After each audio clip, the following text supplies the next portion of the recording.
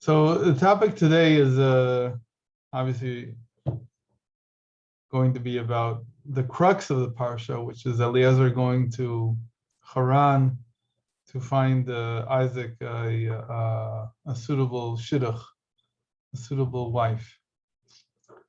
And today we're going to be speaking about two things that connect one to another.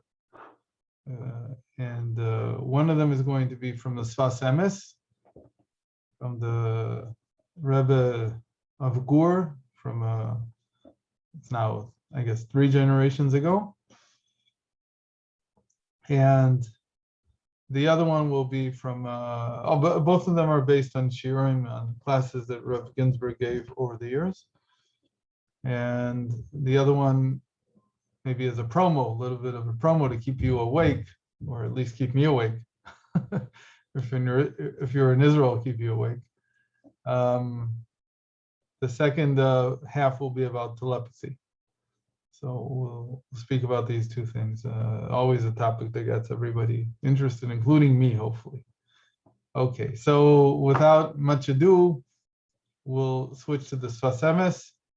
I'll share the screen here.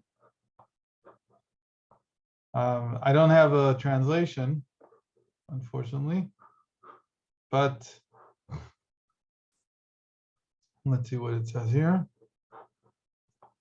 I'm going to switch it back to Hebrew because I can't see. Okay. He writes like this. Remember that before Eliezer sets out on his task to find Isaac a wife, the Torah says, "V'Hashem berachat Avram b'kol," that God blessed Abraham with everything. And right after that, it says that Abraham gave Eliezer the mission of going to Haran and finding a wife for Isaac. And the question that the Sfas Emes is asking basically is, what is the connection between the two things? Why do we have to learn that God blessed Abraham with everything before he gave Eliezer the task, the goal, the mission of finding a wife for Isaac? What Rashi says, and this is brought by many of the commentaries, the connection is that since Abraham was blessed, one who is blessed cannot connect with one who is cursed. Why would Eliezer be someone who is cursed? Because we accept that Eliezer in some way is Canaan. He's the son or the grandson of Noach, the son of Ham, the one who castrated Noach. And Noach cursed him and said, "From now on, you will be a slave to your brothers." And so he was cursed. And say the commentaries based on the Gemara, on the Talmud, that it's impossible for someone who is blessed to be connected with someone who is cursed. Okay, that's the usual explanation of this connection between these two ideas, that Abraham was blessed, and then Eliezer gets a mission to go find Isaac a wife, because even though Eliezer had a daughter, she could not marry Abraham's son, because the cursed cannot connect with the blessed. Okay, so because that's impossible for him to marry his daughter, even though that's the thing he wanted the most, so he takes on the task of finding Isaac a daughter from somewhere else.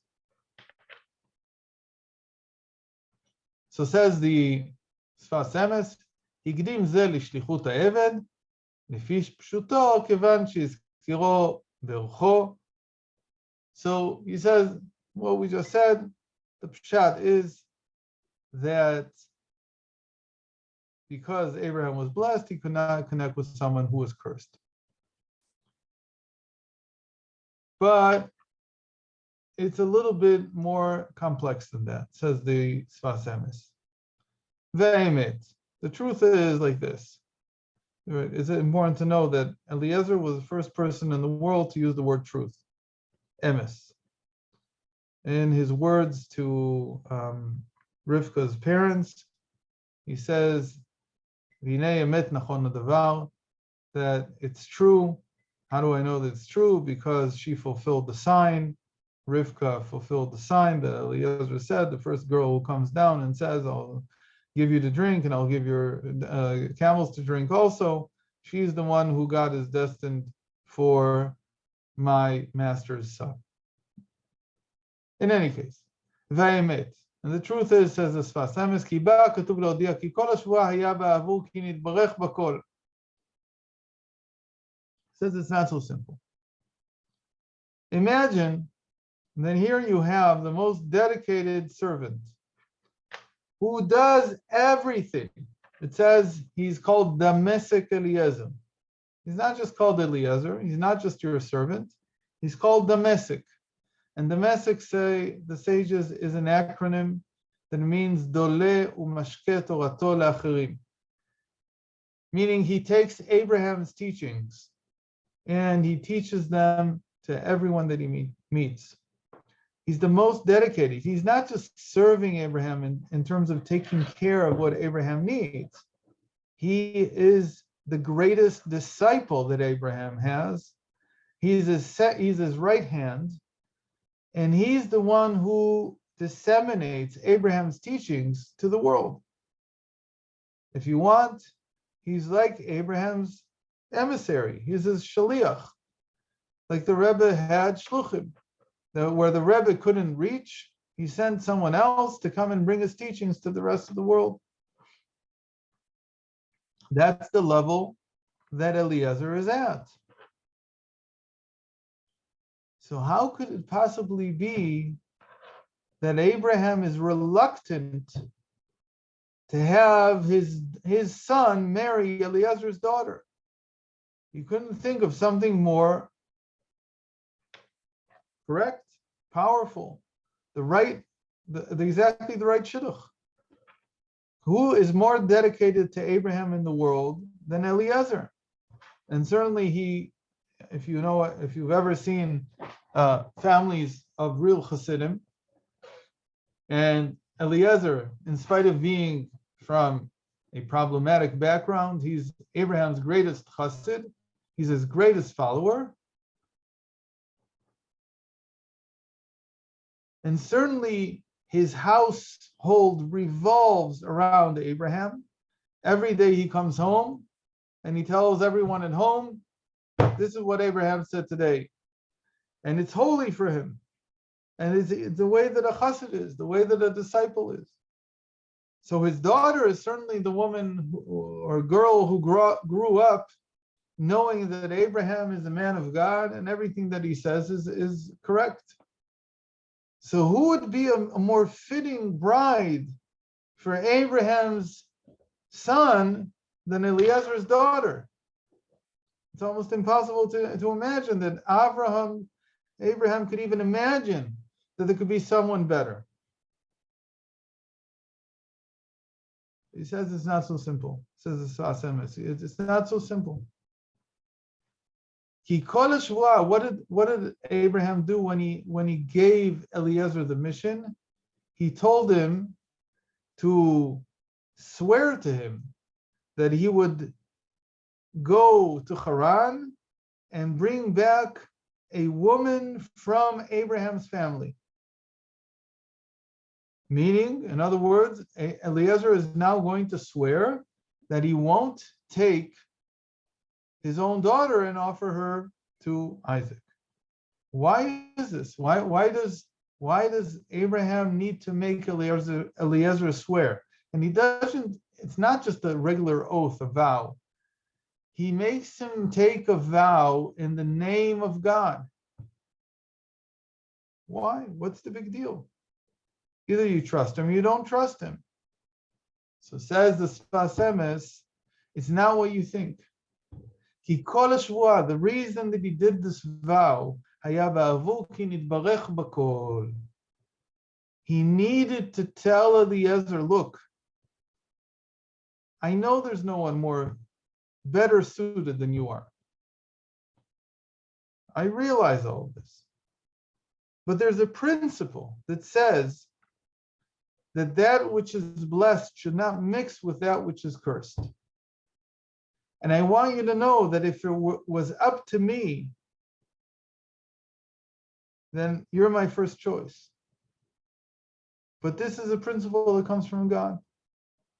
And that's why the Torah tells us that Abraham was blessed. And he understood from his divine insight that it would be impossible for him to take this blessing and to put it in the hands of Eliezer by having Isaac marry Eliezer's daughter. And he needed to convince Eliezer that this was being done not because of some misgiving on the part of Abraham, not because some bias on the part of Abraham. It says, Abraham says, on the contrary, you're my first choice. I don't know anyone who's closer to me than you. But here there's a divine principle. And I'm doing it because I, like you, am subject to the divine wisdom. And if the divine wisdom says not to mix them, I can't mix them. And that's why I want you I want you to swear it, but not because I'm afraid that you'll do something that I told you not to do. That I have no question that you won't. And you will go to Haran and you'll bring my son a wife from my family. I'm doing this. I'm making you take an oath in the name of God so that you are convinced 100% that I am not doing it because of some bias that I have, but rather because this is how the Torah wants it. This is how Hashem wants it. This is always a very difficult point. It's always very difficult. Why is it difficult? Because as people, we have a tendency to say, yeah, it's easy for you to hide behind what the Torah says. It's comfortable for you to hide behind it. If, for instance, the Torah says that a non-Jew is not the same as a Jew. So the people who right away will see this as some kind of bias, as some kind of attempt to rationalize why it is that we have some kind of xenophobia. And it's very hard to convince people that I'm not doing it because I don't see the value in you, that I don't see you as another human being, that I don't see you as equal to me, but because the Torah says that I have to make that separation. And so in the end, the only way to really convince someone that I'm doing it because God said so, and not because I feel this way, is to come and say that this is coming as a vow. I swear in the name of God that this is what God says in his Torah. And that I myself have no reservations, says Abraham, about you, Eliezer, and about your daughter. But rather, this is a principle in Torah. The blessed should not be mixed with the curse. Why? Because the blessing will be lost. The blessing will fall into a black hole, as it were, and be gone. And when God blesses, you have to use it in the right way. The same idea comes with the land of Israel today, for instance, that God blessed us with many parts of the land of Israel being under Jewish control. It's a blessing. The Arabs that live here, I may see them as people, I may see them as people who need to live just like I do.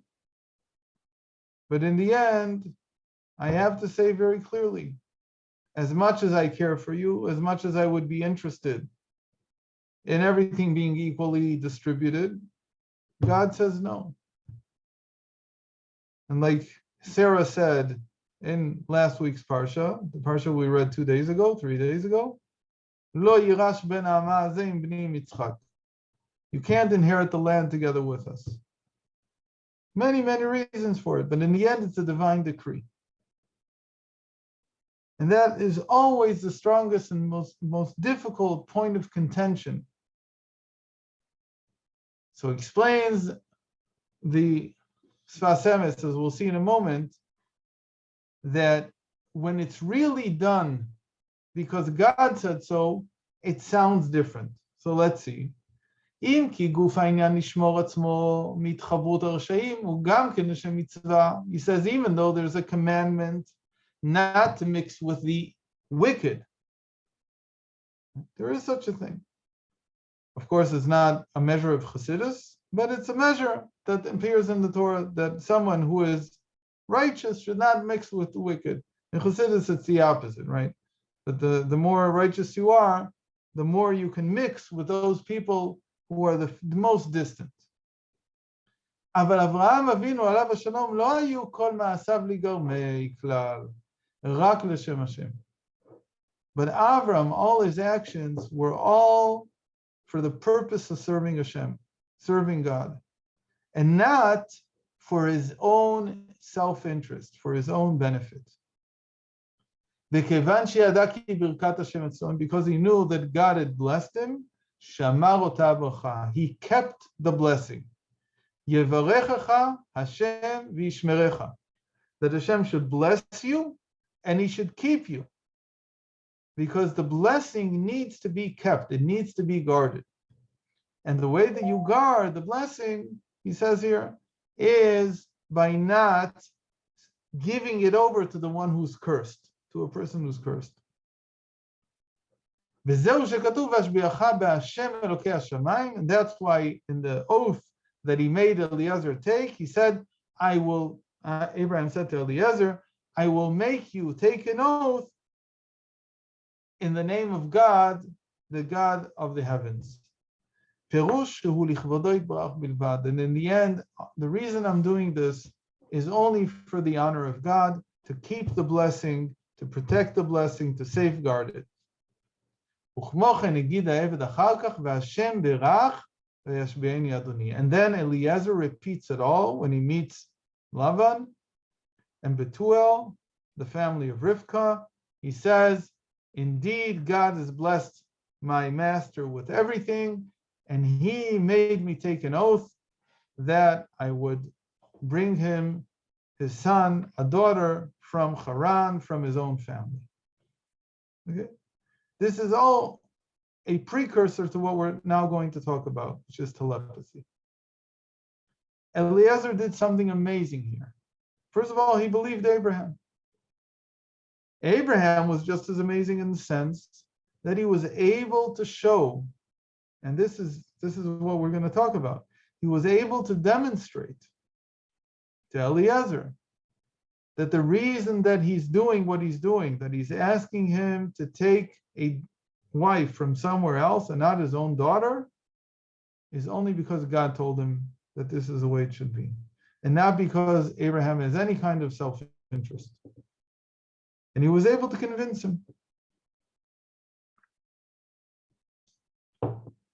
What do you call it when you can convince someone of your intentions? That is the meaning of telepathy. Convincing someone of your intentions is exactly what telepathy means. Because people think that telepathy, a lot of times, telepathy is associated with many other things. It's associated, for instance, with telekinesis. Maybe telepathy is being able to move objects at a distance. It's associated with, you could call it a telegraph.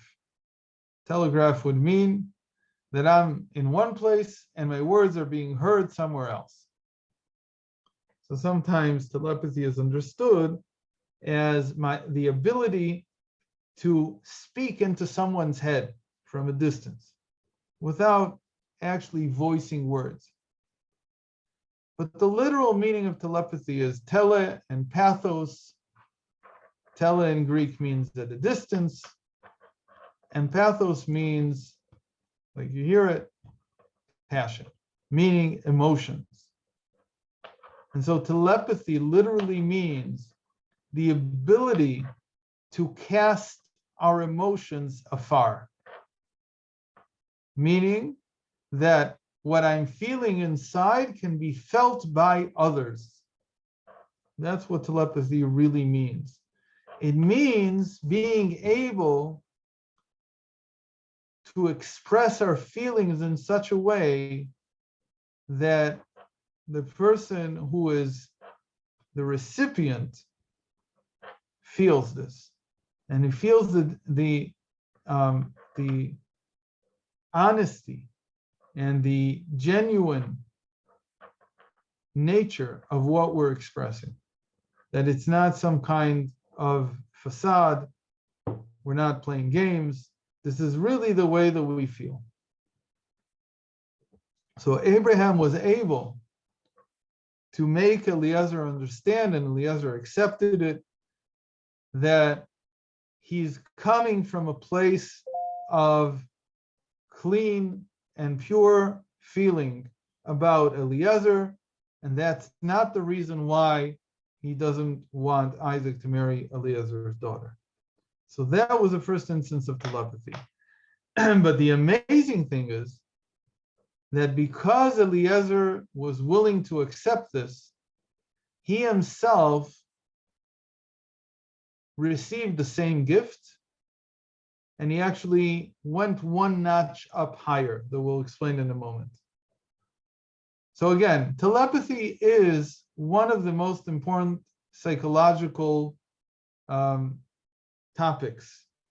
It's really connected to psychology because it's really the study of why is it that certain people have the ability to project their feelings, to project them in such a way that you feel that they're genuine, that you feel the authenticity of the feeling, you understand that this is really the way that the person feels. It's a gift.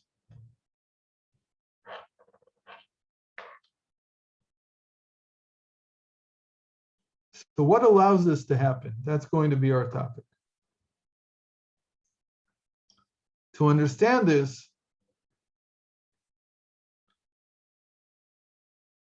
we have to continue further in the parsha. And there we see that when Eliezer is invited into Laban's home, into Bethuel's home, and they're willing to hear about him taking Rebekah back to Isaac to get married. So they listen to the whole story of what happened on the well, and I'm going to turn the screen sharing off. So they listen to the whole story of what happened, and they say together three very important words. They say, "Mehashem yatsa hadavar," that this whole story indicates that the shidduch came out of God.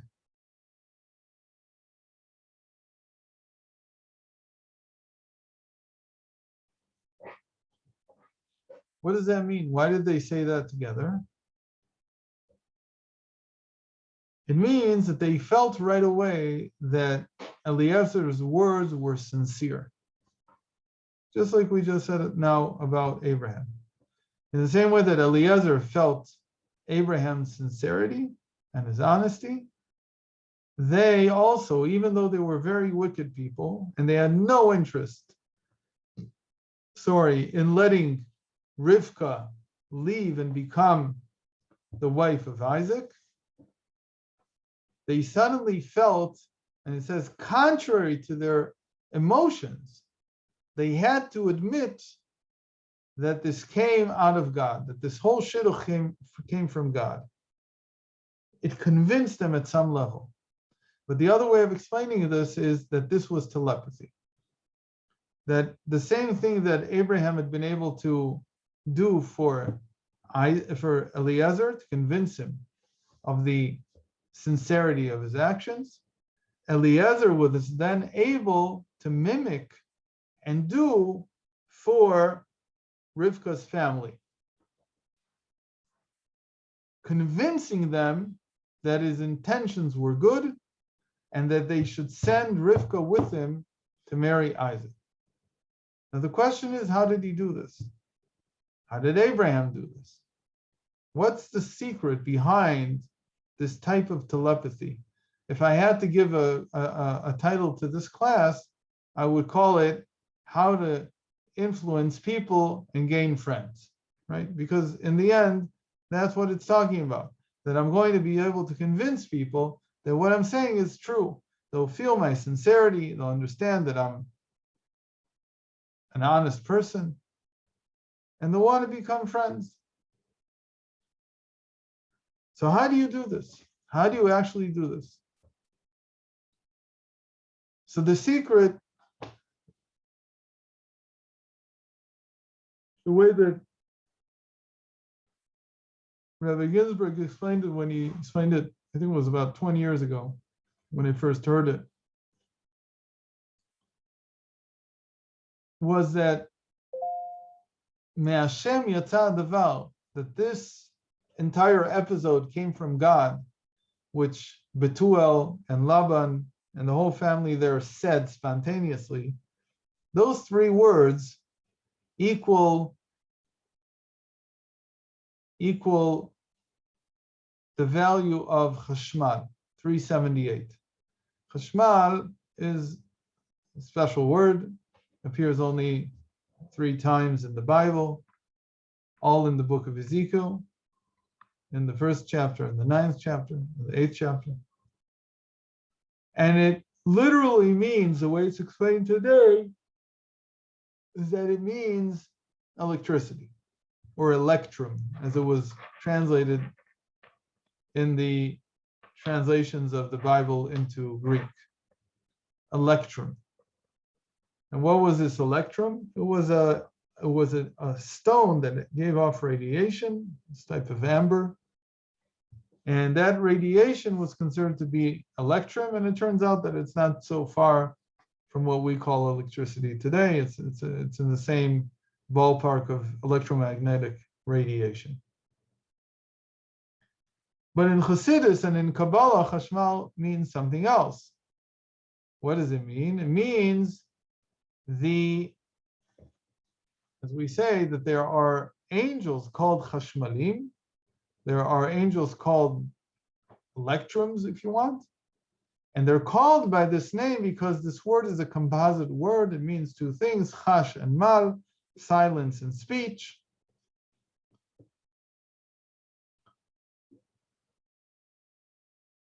But here's the trick, that in our world, these angels are described as at times speaking and as at times silent. Itim chashot, itim memalelot. But that's only because we don't know how to carry a paradox. We can't understand both sides of the paradox at the same time. So if you say to me, someone is silent, that's the opposite of someone being speaking. They can't exist together in our minds.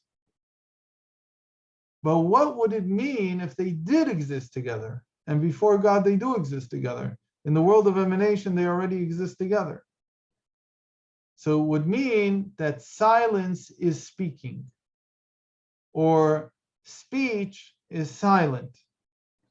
How could that be? But that's exactly also a type of telepathy.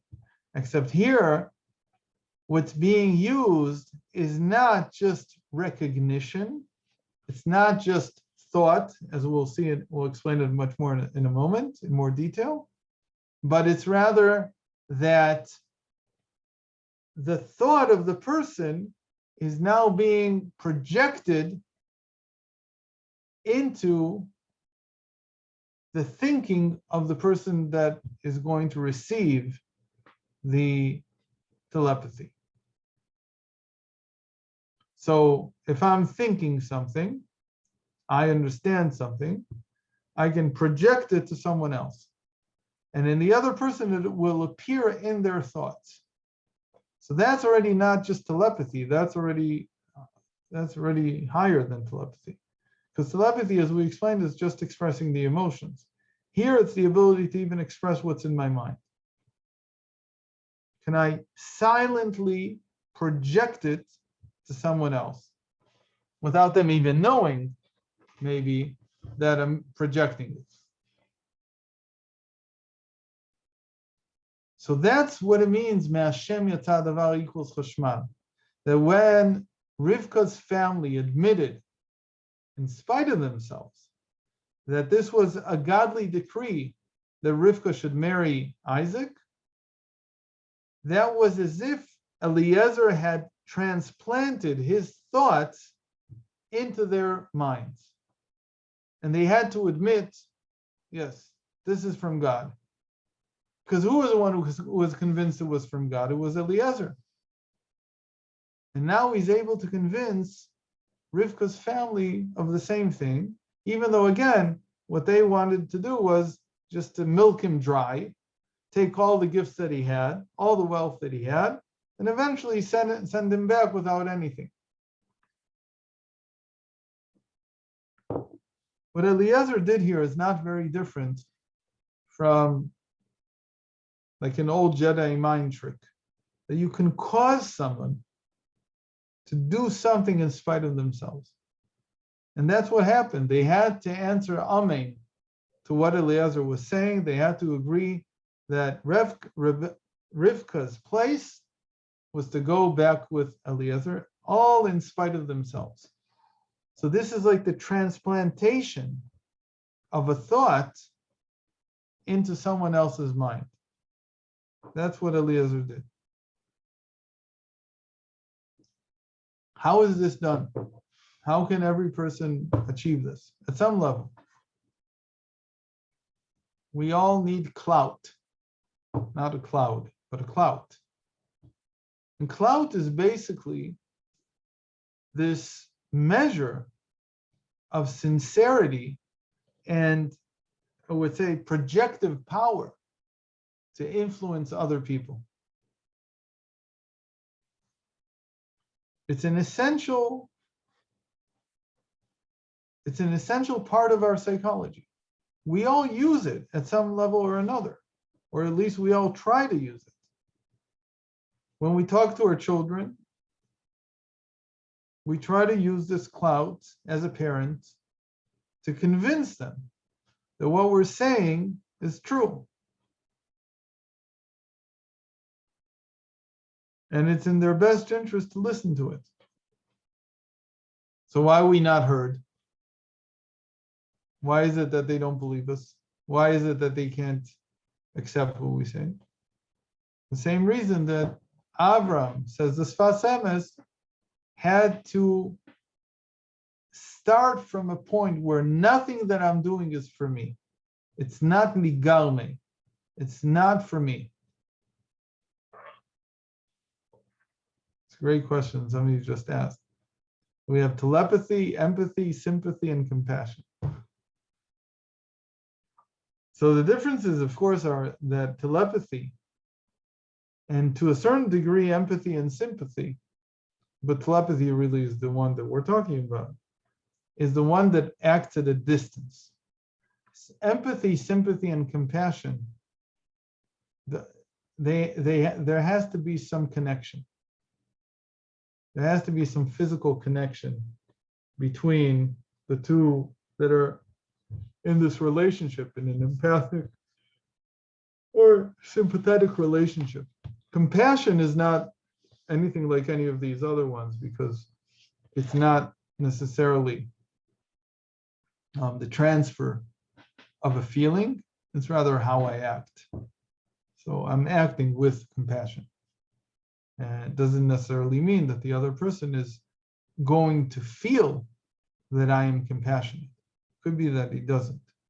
In fact, it says that you're not allowed to be compassionate with a person who's not able to understand that compassion comes from a decision in the other person to act this way. meaning if they can't recognize compassion for what it is, you're not allowed to act compassionately towards them. It's called that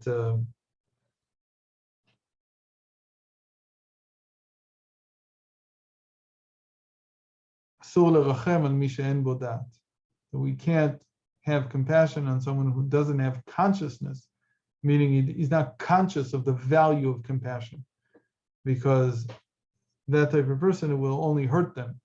They'll understand that we're weak or that we don't care enough or so on. So Lana asks, why are we allowed to speak in general and use this telepathy in particular if these methods use emotion? Seems similar to hypnosis and a validation of a person's free will. No, I'm not trying to, that would be like what Eliezer did. Telepathy, again, what Abraham did for Eliezer was he was able to convince him of his sincerity. So I'm not taking away free will.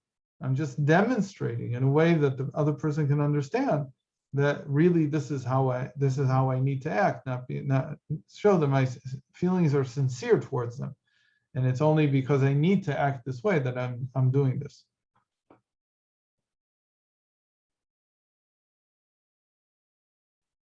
How come we are not obligated to write to one another in order to safeguard free speech?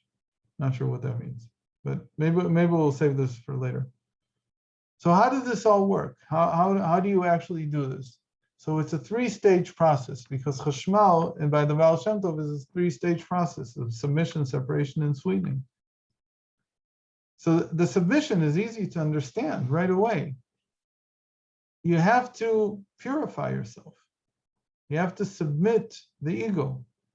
And what that means is I'm not doing telepathy. I'm not projecting my emotions to gain some benefit. I'm not doing it out of self-interest. I'm doing it, first of all, because of your interest. And that's exactly what happened here. Abraham needed to convince Eliezer that he was sincere, not for Abraham's sake, but for Eliezer's sake.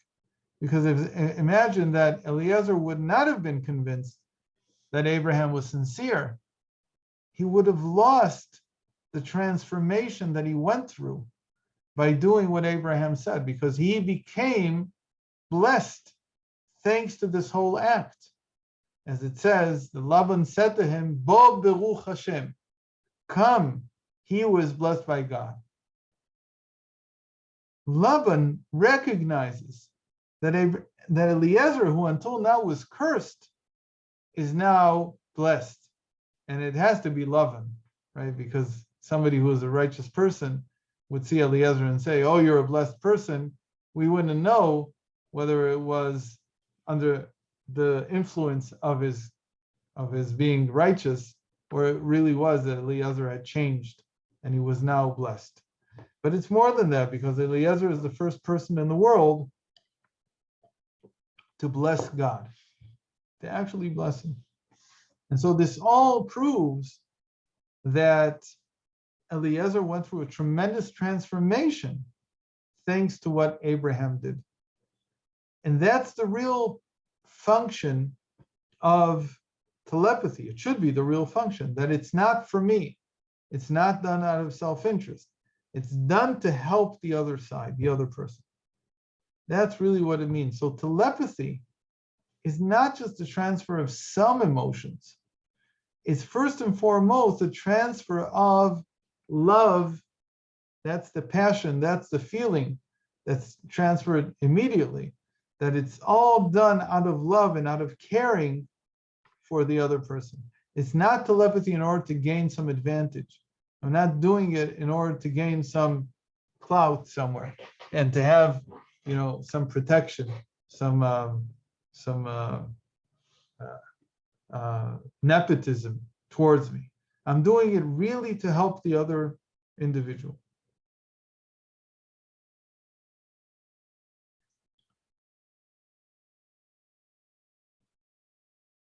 So the first stage is submitting the will, subjecting the will, the ego. I'm not doing it for my personal gain. I'm doing it in order to help the other side. Eliezer too, he wasn't doing it for his personal gain. How do we know? Because it's actually against his interest. Because if he was interested in his interest, he wouldn't try to convince Rivka's family that it was a good thing for her to leave and to be married to Isaac. Because if they would have disagreed with him and they wouldn't have sent Rivka, the next up would be Eliezer's daughter. And it was in his interest for them not to send her.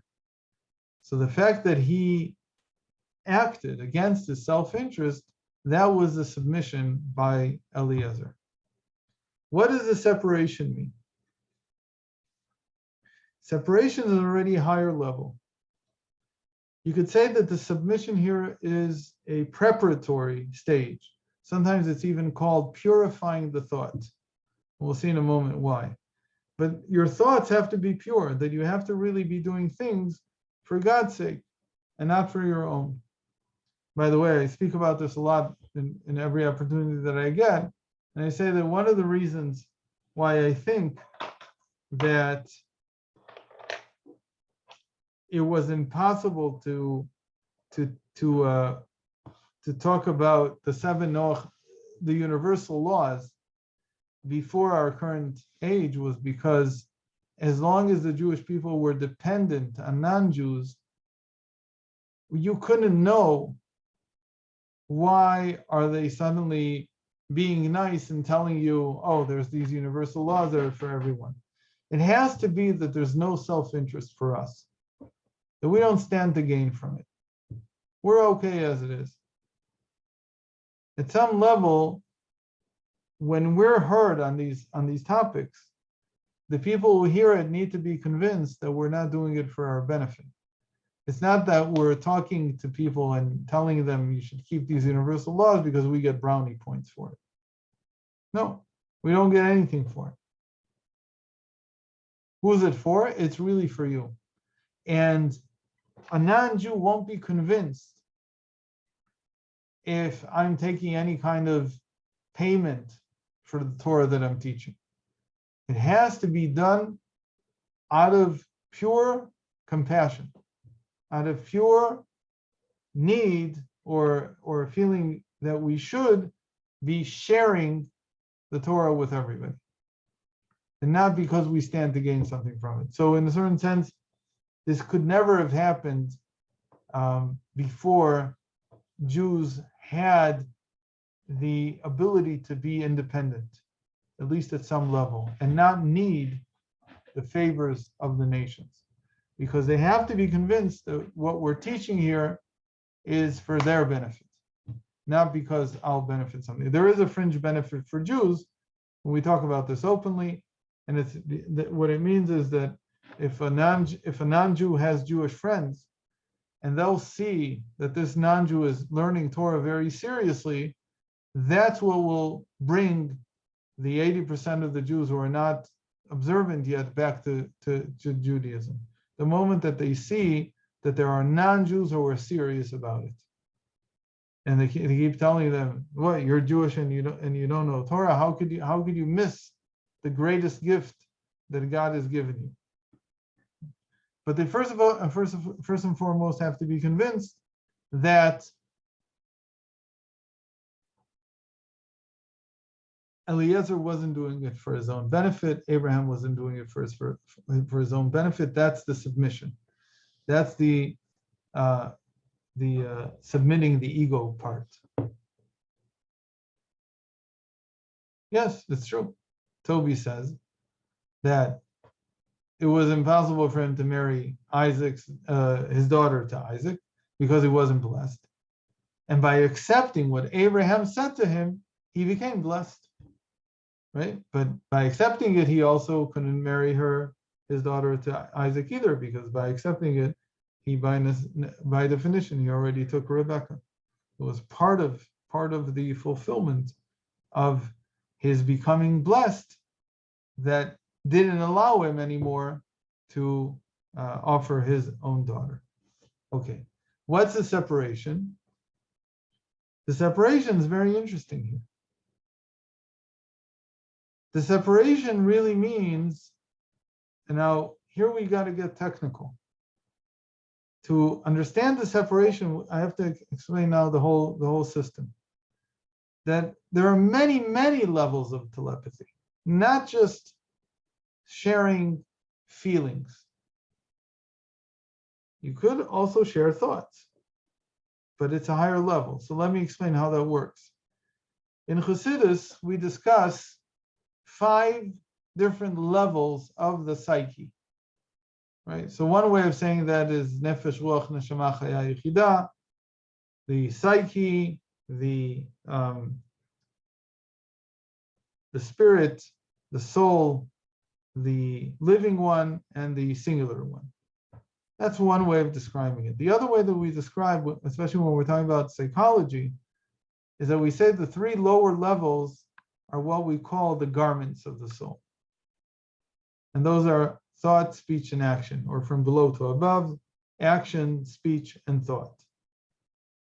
The 2 higher levels, they correspond to what we call emotions and intellect.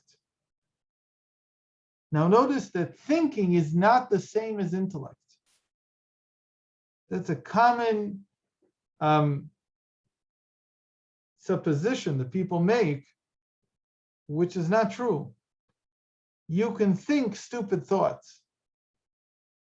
You can think things that are wrong. I can think right now that 1 + 1 = 2, but my intellect cannot understand that. So my intellect is far more, I'd call it ingrained or connected to the truth of the world, whereas the thought is an external power that we have. What do our thoughts usually enclose? What do they usually express? What are we thinking about?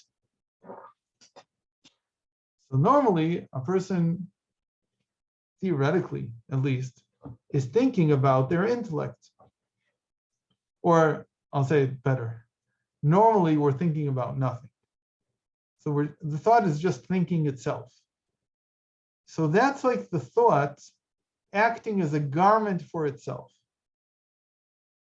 And that's a lot of unclear thinking. There's not very much there that's so good. Because it's just as if I'm thinking and thinking and thinking myself over and over again. But when you purify the thoughts, you begin to think something higher than the thought. So what's the level above thought? Emotions. That's telepathy. You begin to think the emotions. To say it another way, I can't come to sympathize with someone if I can't first express in thought what I feel towards them. Sympathizing is already maybe expressing things. It's showing things. But even before that, before I can show some kind of conduct towards someone, I have to begin thinking what I feel, expressing in thoughts the way that I feel. When do we do this a lot of? We do this during prayer. When we pray, we're voicing, we're thinking, we're giving expression to emotions. If we're only giving expression to our words, that's an empty prayer, because there's nothing on the inside. Imagine I'm just saying what I'm saying. There's nothing in there. But if I'm saying what I'm thinking, if I'm saying what I feel, that's a much higher level. It's not empty words. So the trick here is that in order to be able to express what I feel, I first need to think what I feel. And that itself is telepathy. Why? Because what happens here is that the thought becomes the garment for the emotions. On the face of it, it's just inside of me. But we said that that's exactly what it means. Telepathy is taking the emotions and engarbing them in something that can move somewhere else, that can go somewhere else. And thoughts can definitely be shared. Meaning the thought becomes the vehicle for the emotions. So at first it seems strange. What do you mean thought becomes a vehicle? How could thought become a vehicle? Thought is just thought. How did it suddenly become something that is teled, that acts at a distance? But about this we have a passage in the Talmud that says that machshava mo'elit, that thought has the power to make a difference. Literally, where this passage appears, where these words appear, it means that there's a me'ila. Me'ila means, I don't know the exact English word, I probably should have looked it up. It means that I did something wrong that I wasn't supposed to do. Let me see if I can find the exact English word, because it'll help a lot.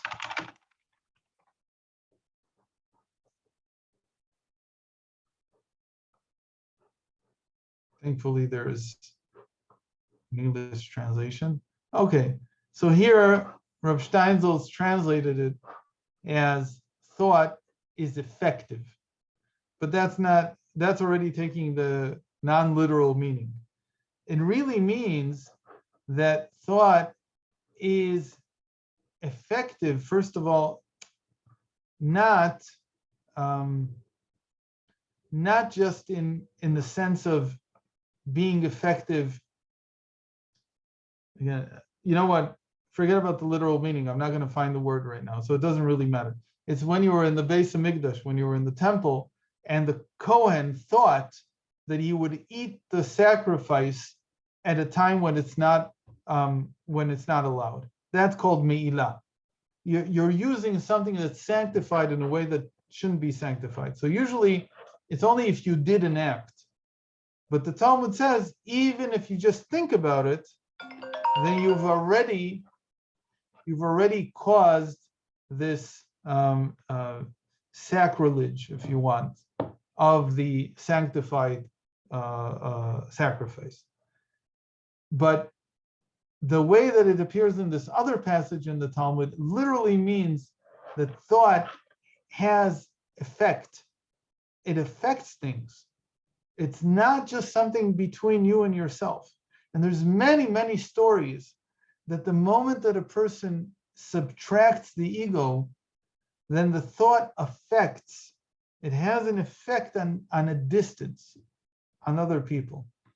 There's many stories like this in Chassidus, that there's a letter that's like that was found from Reb Pinchas of Koretz, who wrote to the Magid, that he thanks him very much, that on the second day of Rosh Hashanah, he thought about him, and Reb Pinchas of Koretz said, this saved me because I felt at that moment that there was nothing that I could do, and I was doomed. And the moment that I felt that you were thinking of me, everything changed.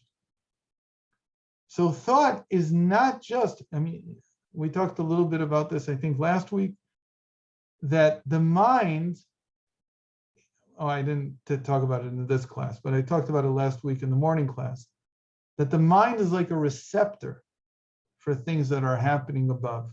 The mind is not necessarily where the thought is occurring. So thought by itself is already some kind of projection.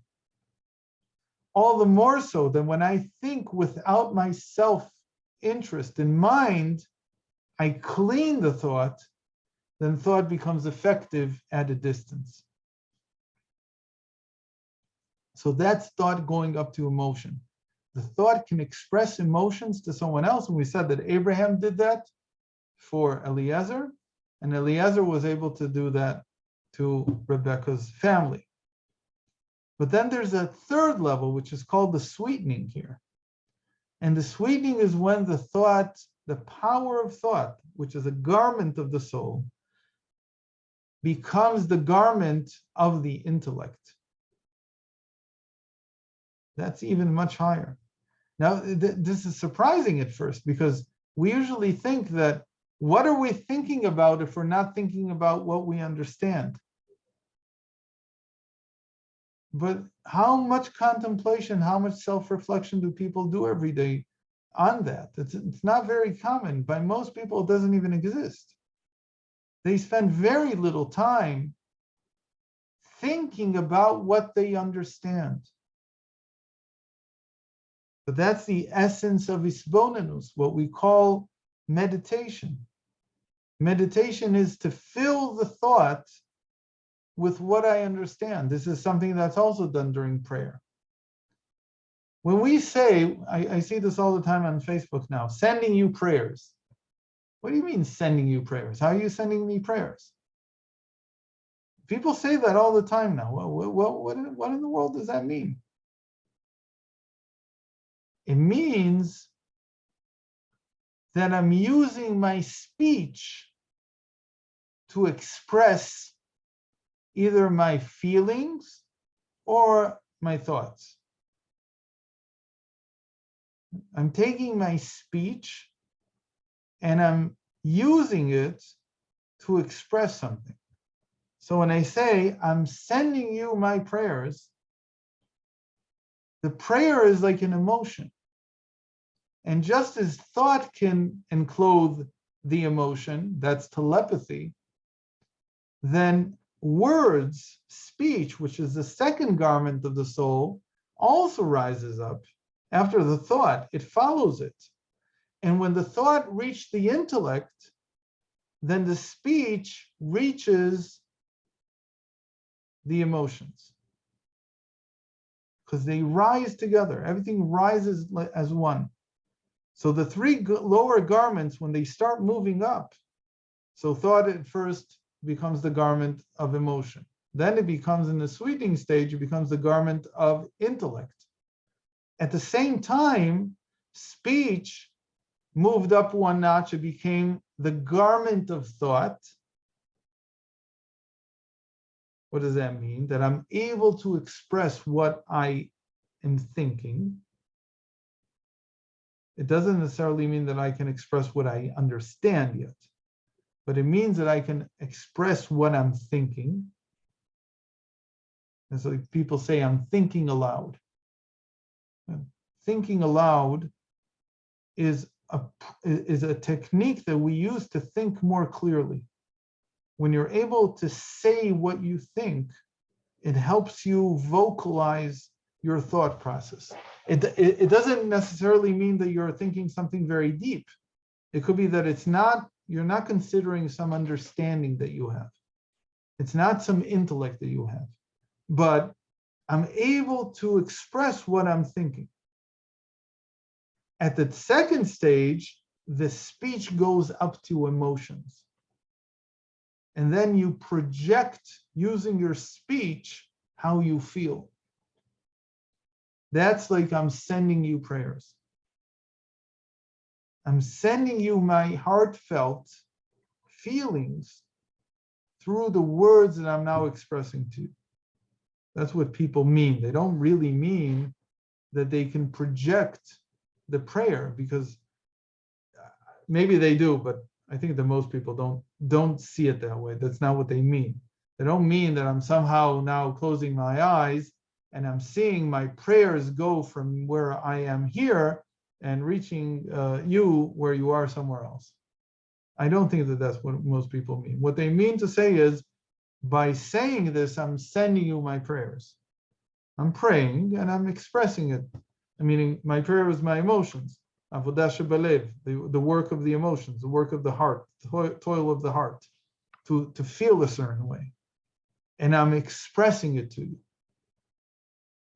So that happened because thought reached the intellect.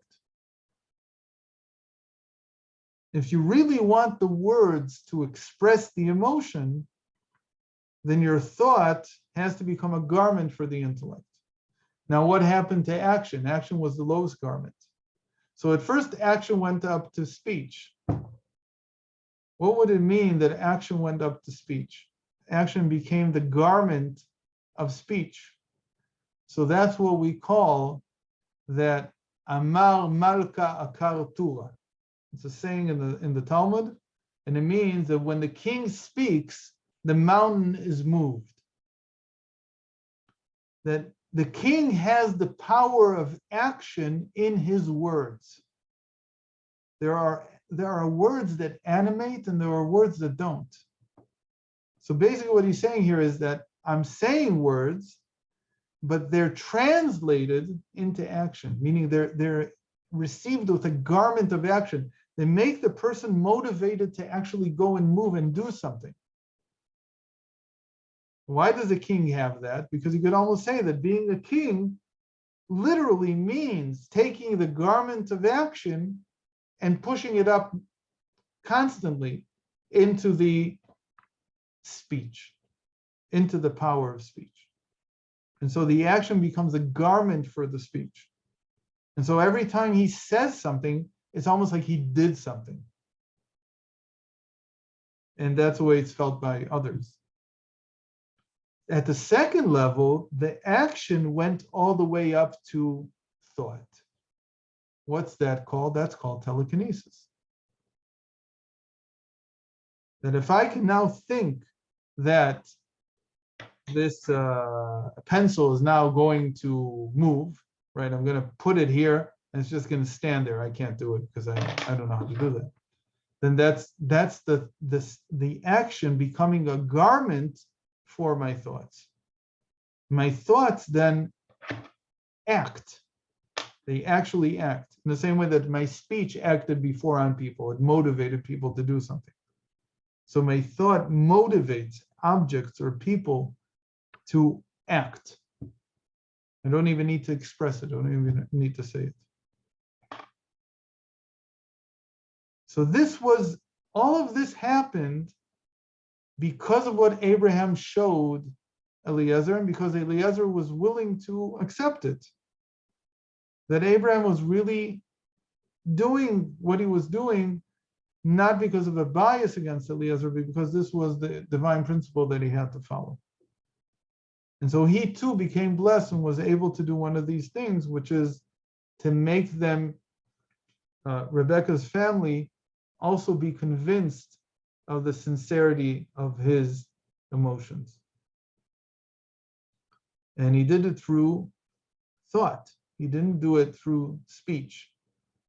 Well, how do we know that he did it through thought? Because we said that they all said at the same time, Me'Hashem Yitzadav. They spontaneously, without him saying anything, he didn't suggest to them, oh, this is from God. He just described.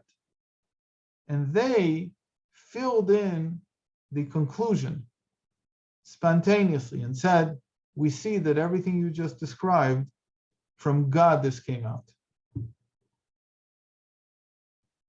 Okay, so this is the Hasidic, or if you want, somewhat Kabbalistic explanation of what these different types of psychological states, what they are. They're always a garment that is now out of its place. It's been elevated up, and it's become a garment for a higher faculty. And there are ways to do this. By the way, the strongest way, the easiest way for one to take self-interest out, to clean the thought, as it were, to bring the thought up, call it free it, so that it can even begin to move up, is just by melodies, by Hasidic melodies. And that's one of the things that cleans the thought the most, so that I'm not engrossed in myself. The moment that I begin to sing a Hasidic melody, and I focus on the melody, that becomes one of the easiest things that dislodge the thought from where it's stuck, usually, and allows it to purify and start moving up. Okay, it's kind of long. And there's probably a million questions about this, but having read your minds and knowing that you have a million questions, I have to say that I can't take them. I have to end right now. And God willing, we'll have more occasions to talk about this. And hopefully it's whetted the appetite, but also at the same time, given some kind of structure to all of this, so that it's not just some kind of hocus pocus, but rather understanding that every person can get to these levels, again, depending on how much they, and there's a certain age where you have to start working this way, right? Yeah, there's certain people that the only way that I'm going to get through to them, my children, my neighbors, I don't know who or what, as a person who's trying to disseminate Torah, I have to start cleaning my thought in that way to begin to affect others in a positive way without my self-interest.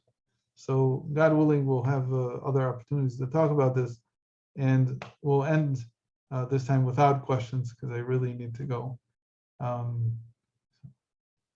Hope it's transcribed. It was transcribed at some point. There was a website that was called torahscience.org, TORAHSCIENCE.org, that had this class transcribed, but I believe without the last part that I just explained, the mechanism, I think that wasn't there. I'm not 100% sure, but it had everything else in it. And that website doesn't exist anymore. It hasn't existed for a while. But you know, the internet has a way back machine.